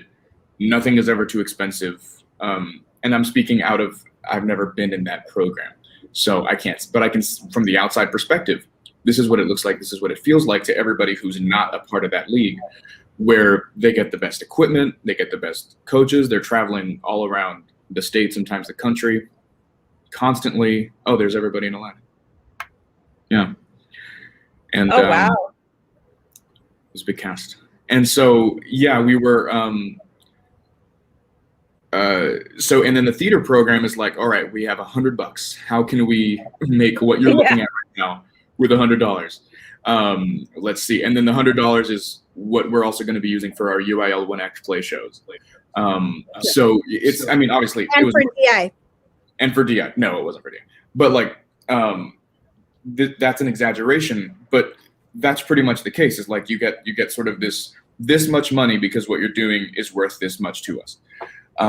When the reality is, if you're looking at where money goes in terms of entertainment and things in the long run, I think you could make a lot more money if you invested in fine arts, and I'll explain why. There are, I don't know how many ESPN channels right now. Like, there's ESPN 7, and you can watch, I don't know, competitive crocheting on ESPN 13, you know. But hey, that's my favorite. Okay, yeah, okay. Then go enjoy it. I'm not. Well, careful there now. You're a big competitive crocheting fan. I saw from the moment I came up, I saw it in your eyes. So there's like, I don't know, 15 ESPN channels, right? Sports is obviously, it's a massive industry. It's a massive industry. Every other channel is entertainment. Every other channel that exists is entertainment. It's fine arts. I mean, if you're looking at where a lot of the money goes, that's pretty much what it is. Fine arts is so, and not to say that sports isn't important. That's important too. But fine arts isn't any less important just because you don't see immediate revenue from it, right? If you invest in it, you will see the revenue. You will also be seen as the district and the people who took a risk and are now known for their fine arts program. And you'll have a lot of people who are willing to come through, because if you can have a high school that's got a great fine arts program, that's amazing for people's college portfolios, and they're going to move on and do big. I mean, just this week, we have, for some reason, we're both puppeteers, but we have one puppeteer who has her show on Netflix with Michelle Obama premiere, where she is the main character. Oh, wow. So Michelle, who I don't know, which is so weird that we came from the exact same place. We're both puppeteers, and we have never met each other. And then you have me now as an example, becoming the newest character on Sesame Street. The ones who manage the fine arts program. Now, can you imagine if you were to actually invest in the fine arts program, the people who have come out of Brownsville? I mean, Shelby came out of Brownsville. Chris Christopherson came out of Brownsville. So Shelby Carol Bruce was the daughter of the maid in Spanglish. She was born here in Brownsville. Oh, yes. Yes. Yeah. Oh, I did not know that. She's from Brownsville. Chris Christopherson, who I share a birthday with, is also from Brownsville. Mm-hmm. Star of stage and I think made music as well. He went to Hannah High School and graduated with Thea Rosie. Wow. What? Really? Oh, she never told me that. That's crazy. So, I mean, yeah, I mean, there's it's not a place that I feel like you should invest in it. I can't think of any notable sports people that come to, I can't ever think of any sports people ever, but as of right now, I can't think of anybody that comes to mind that has come out of Brownsville and been a major sort of success story, you know? Yep. Here's a question. But not only that, and I'm sorry if I may add on, it's something that I think you mentioned. And also, I know my son is into the fine arts and got his degree in theater. But I noticed you mentioned it also. It helps you to develop that confidence in yourself, and to be able to participate in DI and these different shows that you participate in. It just helps you in so many ways to be more well-rounded in so many different areas. So I think I really wish that they would support the fine arts a whole lot more, all areas of the fine arts. And that's something that we do. It's good that when people from Brownsville or from any place down here in the Valley, that we recognize those accomplishments, because that's amazing. What you've been able to. I mean, it's been on, what is it, Time Magazine? Everything. I can't even tell you. Isn't that something? I mean, it's that's been everywhere. Our Brad. What are you doing? I don't know what your mom is doing. Sorry. This is not the time for whatever it is. I know you want to practice your yoga stuff. I was like, wow, Dr. Ugalde did change your life. She's going to bed. Oh yeah, that's my Time. That's Time magazine. Let me, while you're opening that, I'll answer this question. I don't remember. I think I was 5 or 6, and we were in Las Vegas. And was it Lisette that got me there? I think it was Lisette, and she's on here right now. Actually. Oh, hi, Lisette. That's his godmother. Oh, yes. She got me it was a monkey puppet. It was a hand puppet, and I don't have it with me, but I would work the head like this, the mouth like that, and both of the hands like that. And I think that was my first puppet ever that I really ever used. Wow. I think I actually have that. No, I have it in my office. You have it in your office? Yeah. Hold on, I'm trying to find it. I would like you to also hold on. Let me see. I think there was some other questions. Oh no, there's just a lot of congratulations and. Oh, that's nice. But I can add to what Ida was saying about it makes you a very well-rounded. Thank you, Maria. It makes you a very well-rounded person. The amount of things that I got to do within that theater program have helped me out so much in my life. Learning how to use a lighting board, learning how to use a soundboard, how microphone frequencies work, how to project with my voice. That's a major thing, because now I don't lose my voice, especially performing at Howl at the Moon, having to use my voice every night. It can never go out. There I am in Time magazine. Oh my goodness. Crazy. That is crazy. I still haven't So seen it. I haven't found it. Oh. So when did they start this process, Brad? I mean, when did you know that I know your mom did put the article about when you received the notification, the email that you had gotten the part. But explain a little bit about that process of the audition that you went through and all of that. I mean, I just thought that was so interesting, because we are in a pandemic, so shutdown was still going on, and but if you want to talk a little bit about that, about how you went about auditioning and getting notified. First off, let me say thanks to everybody wishing congratulations. You guys are very sweet. I really, really appreciate it. It's crazy. So the way that it sort of all got started. I'm going to keep going. You just keep talking. Okay. And just know, if your thing comes up, I'd say thank you. And I'll share my Venmo so I can charge you for the autograph. He'll put a portion back into fine arts. Yeah, portion will go to fine arts. Yeah, we'll make it happen.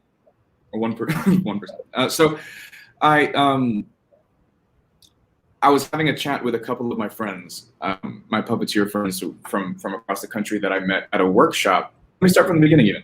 So a couple years ago, Sesame Street was holding a workshop. Okay, you're welcome. Sesame Street was holding a workshop for puppeteers, an international workshop. And there were about 400 people who applied. And of the 400 people, 30 got in. And I was one of the 30 to get in. And this workshop was held over the course of 3 days, taught by Matt Vogel, Martin Robinson, Peter Linz, Stephanie DeBruzzo, Leslie Carver. You need to say who those people are, because. And then these people, well, yes, that's what I'm. So yeah. You don't know these names, but you know their characters. So you know Kermit the Frog, Big Bird, the Count, Snuffleupagus, Prairie Dog, Ernie, Abby Cadabby. They were all there, and I got to learn from them. And so technically, that they're usually just looking at what puppeteers are out there. Who could we potentially call? How can we deepen our bench of puppeteers just in case we need to call on somebody and we need more people? We're going to teach you. We're going to keep molding you and helping you, and that's essentially what the workshops are. So I kept in touch with a couple of the performers, and then we sort of lost touch after a little bit. Pandemic hit, and I was busy with other jobs. But I kept my friends, my puppeteer friends. So we would video chat all the time, and we still do. I was on a video chat with them before I logged on here, And there was one night where we were reminiscing about the workshop, and we were like, if we could just go back one time and actually enjoy it, no fear, like we're not intimidated by our meeting our heroes, like just enjoy it and have a good time and just have fun. We were like, maybe one day, maybe when the pandemic is over, they'll have another thing and we can go enjoy ourselves. So I wake up the next morning, and I have an email from Martin Robinson. And Marty performs Snuffleupagus and Telemonster. And he's asking me, how are your puppeteer chops? You've been lately. And I'm just like, oh my God, he remembers me. Like, he knows who I am. This is crazy. And I texted my friends. I'm like, guys, Marty emailed me. This is insane. And so that happened. And one thing, I sent him my puppeteer demo reel. I was like, hey, can you let me know what I can do to fix this? I finally got around to making one, and I'd love to know what's wrong with it, how I can fix it so that I can get jobs in the future. And I sent it to him. He said, this is a great reel. I'm going to send it to Matt Vogel immediately. And Matt Vogel is a performer of Kermit, Big Bird, The Count, and he's also one of the producers on Sesame Street. And then I get another email from Marty saying, hey, Matt loved your video as well. Where are you living? And I'm like, wherever you want me to live. I don't care. I'll live wherever. Long story short, he says, be on the lookout for an email from the producers. And they emailed me about this audition. They're going to have two brand new characters, and we want you to audition for both. I didn't get one of them, but they scheduled my audition, and it was over Zoom. And I went into my office and did the audition over Zoom. I should also mention they sent me a puppet from the Henson. Oh, I didn't even read this. Oh, thanks. Yeah, that was a fun show. And they sent me a puppet from the Henson Creature Shop. So I actually got a real Jim Henson creature puppet. And they wanted me to use it to audition. And I was like, that's amazing. I was like, this is the last time I'm ever going to put on a Henson puppet. Like, this is incredible. Like when I don't get the part, I'm going to have a great story to tell. So I auditioned over Zoom over the course of about 3 or 4 hours. And because it was the main audition, I think I was one of the first people to audition. And then we had callbacks. It was all over Zoom. So I would do something for 15 minutes. I was in the waiting room for 30 minutes. Do something for 15 minutes. I was in the waiting room for another 30. From like 1 o'clock to 5 o'clock or something bonkers like that. So then I'm just like, the audition happens and it's over. And I'm just sitting there like, I cannot believe that I just auditioned for Sesame Street. That is wild. Yeah. That is absolutely wild. A couple days pass, and I'm just sort of sitting in a limbo of, I wonder. I haven't told many people because I was like, when I don't get it, I don't want to have to explain that I didn't get it. And then, of course, I'm walking at Target, and I get a notification, and it says, hey, Brad, thanks for taking the time to audition for Wes. And I'm like, oh, I didn't get it. That's not how you start a congratulations email. You start with congratulations. I didn't get the part. So I didn't even want to open it. I was like, oh, and then I clicked it to open it. And it says, guess what? Guess what? The team would like to offer you the role. And I was like, what? Why would you phrase it like that? What's going on? I read it over. That's just cruel. I read it over like 7 different times. And I was like, I think I might have gotten this part. I think that's what this means. She was like, let me know if you'd love to accept the role. And I was like, yes, I'd love to accept the role. And I pressed send. And then I looked back at the email that I sent, and it was blank. My fingers didn't even touch the phone. I was so excited. And I was like, let me send a second email. I sent a second email. And then I texted the same producer. I was like, hey, I just want to double down real quick on those emails. Yes, I do accept that part. I just need you to know that. And then I sent it to her. I was promptly fired. I'm kidding. And so yeah, and then it was right before Christmas break. So my assumption is they sent it and they were like, all right, you got the part. We're done. Merry Christmas, everybody. And then they just left for 3 weeks. And I didn't know anything. So I'm just sitting there like, what now? I'm just like waiting. Oh my gosh. And because I knew that we were going to film some stuff in January. January comes around. I start getting emails. We're arranging flights. We're arranging this. We're arranging that. Here are some updated things. And I got to see. I remember that I was walking down the Riverwalk with my friend Ernie, and I got one of my first emails that showed my name next to the names of several of my heroes.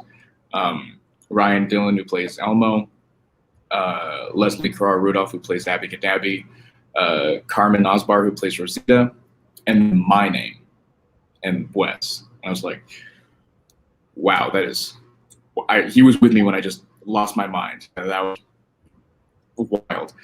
And then I was just blown away. I was just in shock. And then it just kept happening. I just kept getting more and more emails about that same thing. And I would get the cast list and I would see, and then I did my first Zoom read through with everybody, and everyone was like, welcome to Sesame Street, which was crazy.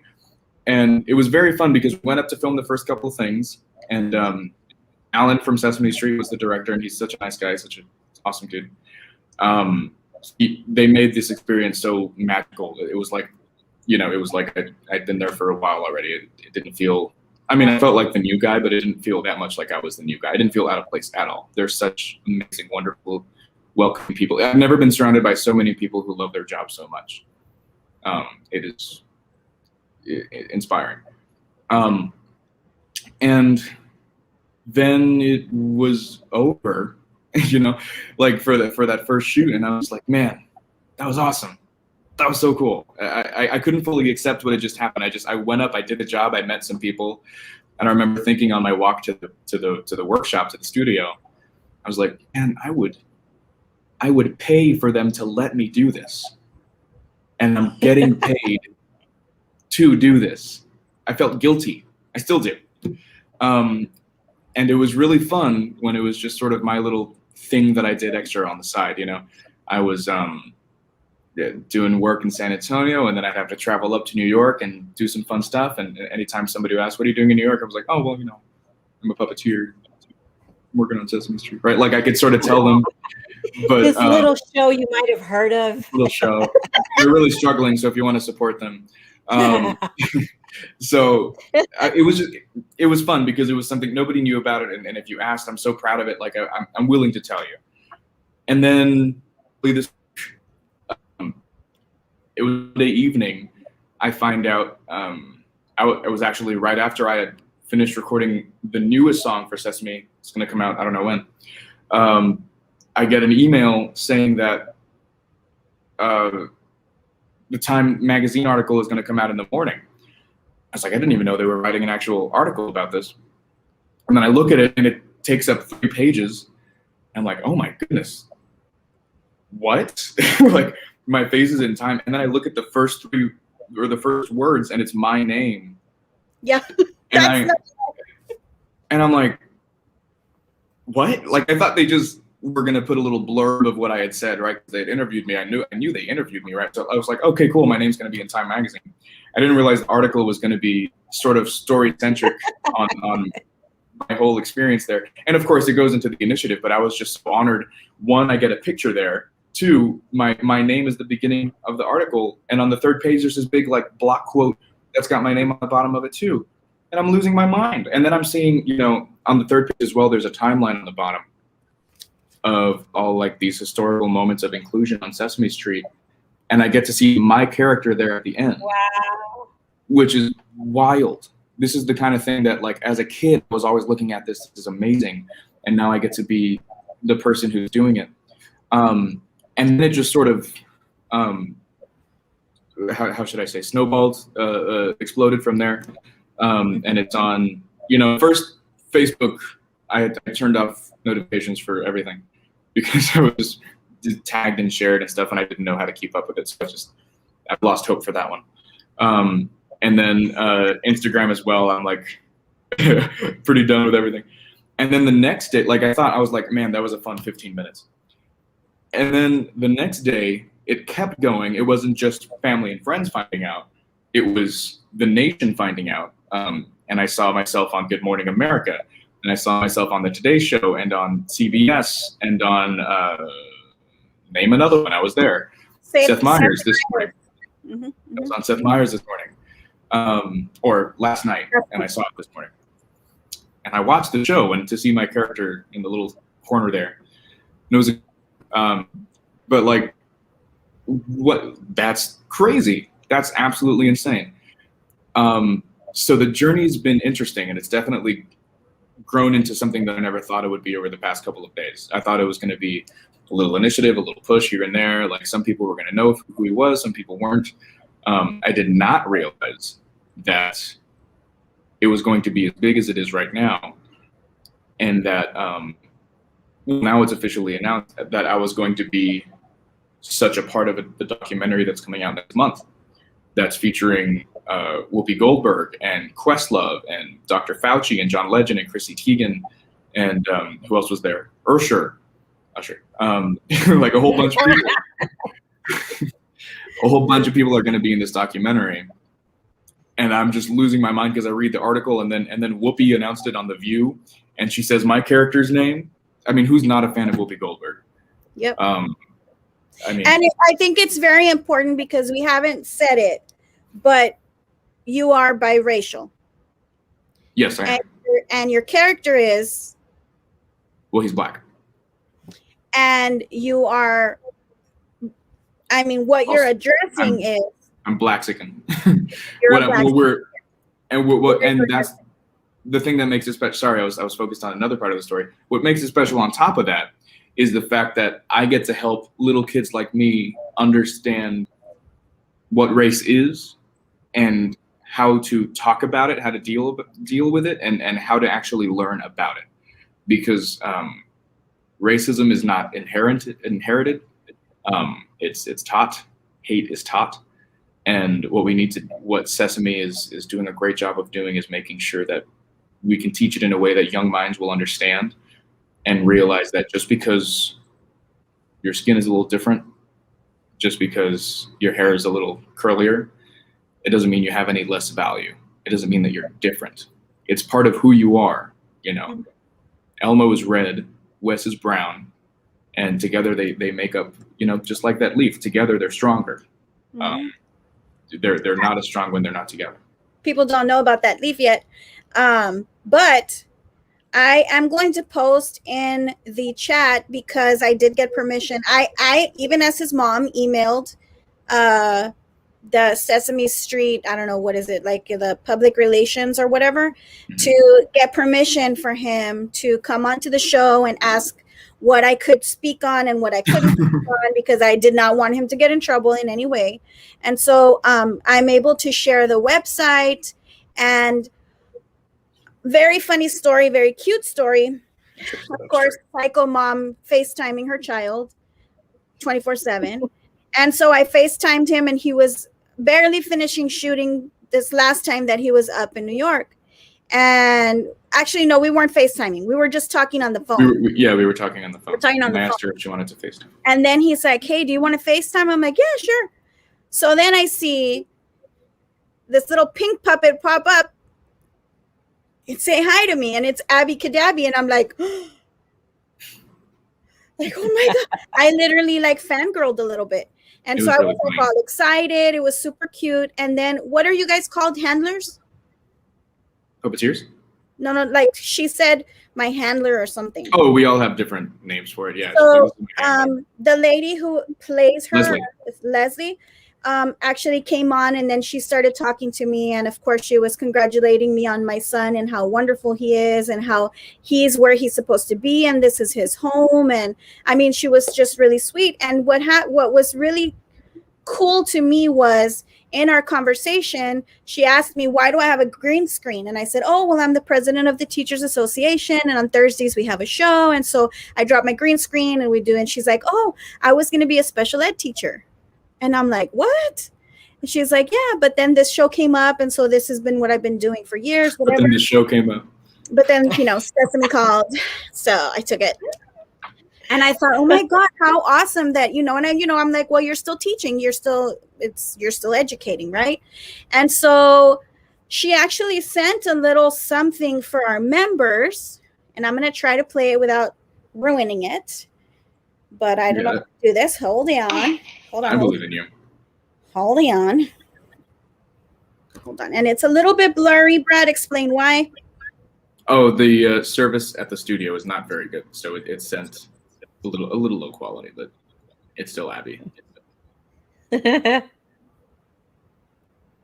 Put full screen. It's really blurry full screen. But it's better to see it than instead of the tiny. All right, let me make sure the volume's all the way up. Hey, Association of Brownsville Educators. I just want to say I think you're magical. And all of us here on Sesame Street are so grateful. You're an honorary fairy. See, I'm a fairy. I flew up to the side just so I can say thank you for all you do for the community and for helping everyone be the best they are. Here's a hug, and a kiss. Oh, and I just wanted to say, Miss Veronica, she is so magical and she believes in all of us. And I'm so grateful that she told me all about your hard work. So keep going. Woohoo! Oh, I think I'm going to fly down now. Oh, I guess I should turn this off. Hey, Association of Brownsville Educators. It's looping. I just want to say, I think.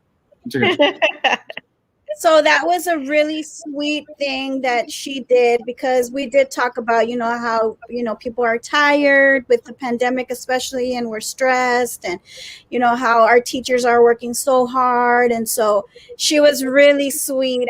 And she's like, I'm going to make a video for you guys. And I was like, what? Like, really? I was so excited. So, and she sent it to Brad. And then, of course, he sent it to me. But I just think that this story is amazing, and I think that it shines light on the fact that the fine arts department needs to have more. There needs to be more attention given to them. There needs to be more money put their way. They need to have equal everything. They should have equity. Needs to be equal funding, equal time, equal use of the buildings. There needs to be a change. And I can only imagine if they had canceled his Aladdin show, how that would have possibly deterred him from doing something, or maybe put like a bigger bump in the road for him. And the fact I cannot thank Mr. V enough for going in and fighting, because had he not fixed it, Mama Bear would have been in there, and Grandma, you don't want to mess with Grandma, she would have been in there. And so, it was close to being canceled. So I'm going to put up some of these, because he has another show at 9. And so I'm going to put up some of these, comments.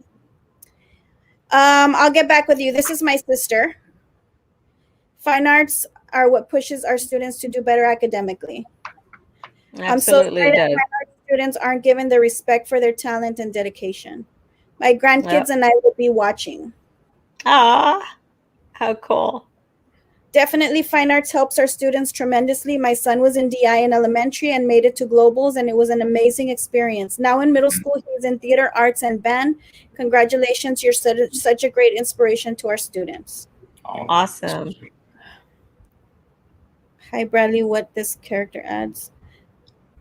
I think they posted that before he explained what his character was going to be. Bradley is a great young man, humble and deserving of achievements. Congratulations. Thank you. He was my AV teacher. Oh my gosh, that's a story for another time. I've got 2 minutes. I still remember.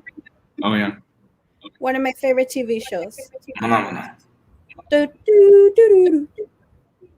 Now it'll be stuck in your head. Congratulations, Bradley Freeman from thanks, Ben. Avenue Q family. Oh, he came out in Avenue Q in San Antonio. Congratulations. Yay, so cute. That's an awesome video. Proud of you, Bradley. Thank you, everybody. So thank you. I mean, we're getting close to where we're gonna have to log off. So I just want to tell everybody thank you for joining us. Thank you for taking the time to be here for the full 2 hours. And just so you know that we advocate for fine arts, and I can tell you that this is my heart right here, and this is why. Stop turning around. And look who's here to see his baby. Oh, Laura. Oh, but V. He's the theater director. That's Mr. V. That's the one that fought for that. Oh, okay. And then This Miss Laura Bruce is Shelby Carroll Bruce's mom. We miss you, Miss Laura. So yeah, fine arts is part of my heart, and you can see why. And it was a big fight for DI and different things, trying to fundraise for them and get what they needed to get to where they needed to go. And so we're going to keep advocating. Thank you, everybody, for joining us, and have a wonderful evening.